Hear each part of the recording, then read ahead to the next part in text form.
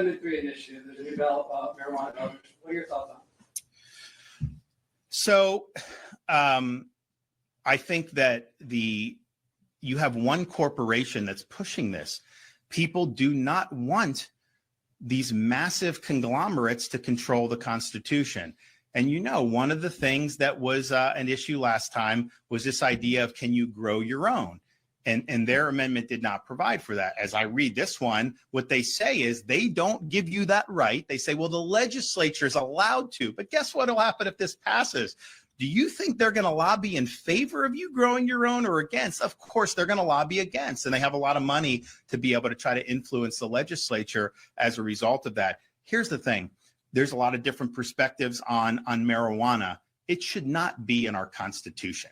If you feel strongly about it, you have elections for the legislature, go back candidates that you believe will be able to deliver what your vision is on that. But when you put these things in the Constitution, and I think, the way they wrote, there's all kinds of things going on in here. I think it's going to have big time trouble getting through the Florida Supreme Court. And I honestly, as written, I don't think it will even be on the ballot. But the reality is the Constitution should really be for structure of government, limiting, empowering certain, I think, for example, limiting tax increases.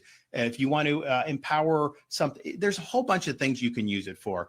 But run-of-the-mill policy should not be. Now, I know it's been used for that over the years, but it does not end well. That's what California has done. They use these ballot initiatives, and they do all this policy there, and then they end up with a state that's basically ungovernable. So if you're going to amend the Constitution, make it so that saying, look at the U.S. Constitution, look at the things that have been added to the U.S. Constitution. Would they just add?